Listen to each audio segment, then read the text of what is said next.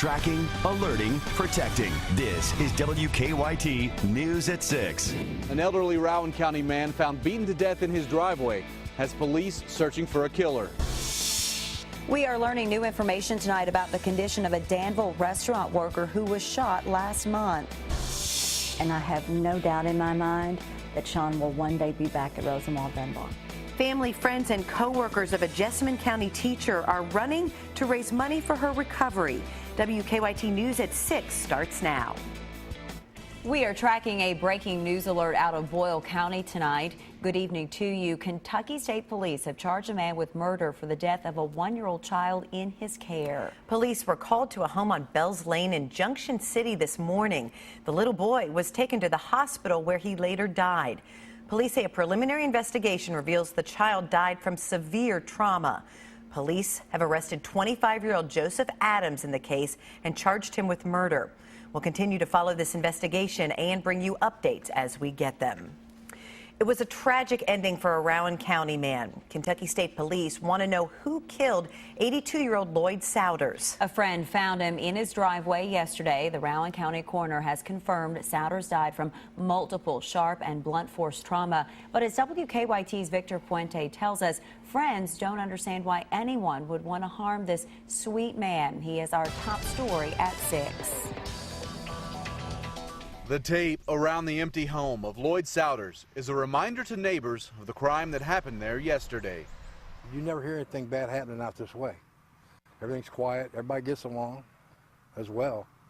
And then you have this happen and it just shakes the whole community up. State police say Souders' body was discovered yesterday afternoon by a friend who'd gone to check on him. The Rowan County coroner says he died as a result of multiple sharp and blunt force injuries. Souders would stop at a gas station just down the road multiple times a day. The people who worked there said he was like family. He'd come in here 3 or 4 times a day and bother us just because he could. He'd come in and get something to eat, get a cup of coffee, and he was just a really nice guy. He was so well liked, one of NIP's co-workers took a picture of Souders as he was sitting at their tables. That fondness made it even harder to hear about what had happened to him. I was devastated. A man that would give you his shirt right off of his back. And for someone to do something to him, it just wasn't right. State police are investigating the murder, but so far they don't have a motive or any suspects. In Rowan County, Victor Puente, WKYT. Coroner John Northcutt tells WKYT that Souders' daughter and 2 sons live out of state, and they are currently on their way to Moorhead to meet with police. It's a rainy Friday night across the Bluegrass, and it's setting us up for a very wet weekend. WKYT Chief Meteorologist Chris Bailey is tracking heavy rain on First Alert Defender. Chris? Yeah, it's one of those afternoons now transitioning to an evening where you just kind of want to sit inside, stoke the fireplace, and cool down for a little bit after the nasty conditions of trying to drive in to get home this afternoon and evening. Take a little look outside. Here are the conditions throughout the land. Jackson, Frankfort into Richmond and Covington. Quite a temperature swing. 53 Covington, 64 into Jackson.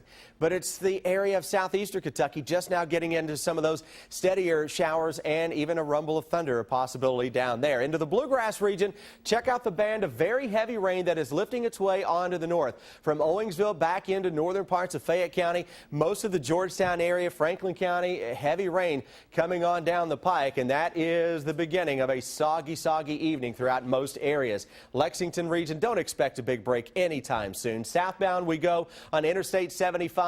Farther south that we go, the heavier the rains turn into the southern and southeastern parts of the area.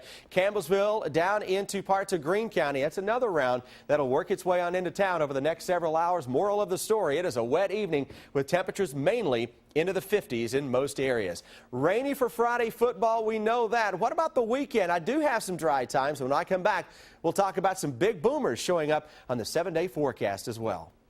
A clerk shot during a robbery attempt is making some improvements. 21-year-old Zoe Reed is still at UK Hospital. She was working in the Danville Domino's Pizza store last month when a robber shot her. She lost a kidney, part of her liver, and part of her colon as a result. Her father tells the Danville Advocate Messenger that while Reed has a long road to recovery, she is now taking steps and starting to eat real food. Danville police arrested 5 people in connection to that crime. A second trial is now set for a double murder suspect in Clark County. Lonnie Martin was already scheduled to be in court May 4th of next year for the death of Kayla Klein. The Winchester Sun reports Martin will now go before a judge on September 14th of next year for the case involving the death of his cousin, Joseph Martin. Martin remains in the Montgomery County Regional Jail. A 13-year-old is behind bars tonight accused of stealing 2 semis. The Clark County Sheriff's Office says the boy first stole a tanker in Winchester and drove it to Madison County before ditching it. A short time later, police say he stole another tanker truck at a Madison County gas station. Police later pulled that truck over on I-64 near Winchester for not having taillights, then realized it had been stolen. I just couldn't believe that a child would be in a big truck like that and not tear up no more than he did. The teenager is charged with receiving stolen property. The 3rd floor of the Clark County Courthouse has been closed because of bugs. According to the Winchester Sun, the entire 3rd floor will be treated tonight for bed bugs. A juror noticed a bug crawling on another juror this afternoon. Officials say court will resume next week on its normal schedule. The case has gained international attention. Thousands of dollars of some of the rarest Kentucky bourbon stolen straight from the distillery. Now, a year later, the Franklin County Sheriff's Office says they're one step closer to solving the mystery. Sheriff Pat Melton told WKYT his department is pretty sure they know what happened and who's responsible. Now they're working to prove it. Investigators say last October, $26,000 worth of Pappy Van Winkle was stolen from the distillery. Friends, family, and co-workers of a Jessamine County teacher are braving the rain for a 200-mile relay race. But for these runners, the race isn't about winning. It's about helping a fellow educator. Sean Carlstedt lost her feet and hands because of an infection. As WKYT's Jerica Insco tells us, people are raising money to help with her new lifestyle. It's a story that's new at 6. It's a 200-mile relay race across the Bluegrass State. But for the edu-chasers of Jessamine County, the race is about much more than running. Run is for Sean Carlstedt, who is a teacher at Rosenwald Dunbar Elementary. But Sean Carlstedt hasn't been teaching since she got sick. stricken with a septic infection and lost all 4 of her appendages. Now without feet and hands, Carlstedt's life has drastically changed. She was in a coma for 8 days and spent several weeks in the hospital and then a rehab center. Back at home, it became obvious she needed some renovations to accommodate her new life. That's why they're raising money for her. To help fund some of the medical expenses that insurance doesn't pay for the Carlstedts. Despite all she's been through, Carlstedt is adamant about getting back in the classroom. And I have no doubt in my mind that Sean will one day be back at Rosenwald Dunbar. And Carlstedt isn't just any teacher. She was Teacher of the Year at that elementary school and the district's top elementary school teacher in 2012. Last year, she was a finalist for the statewide Teacher of the Year award. She is first and foremost a school teacher. And that means helping our students understand that sometimes in life things are not the way that you'd want them to be, but that we must overcome them, and there are lessons to be learned in all aspects of our life. She's a teacher Jessamine County schools hope they will learn much more from in the future. Jerica Insco, WKYT. Well, those are some true friends there. Nearly $10,000 has already been raised for Carlstedt. For information on how you can donate, just go to WKYT.com. The future of a Lexington bar is still up in the air. Last week, a judge forced the Art Bar on Euclid Avenue to shut its doors. City leaders tell us earlier this week the bar surrendered its liquor license. The bar has been the center of controversy after 2 shootings near the bar involving rowdy crowds and police.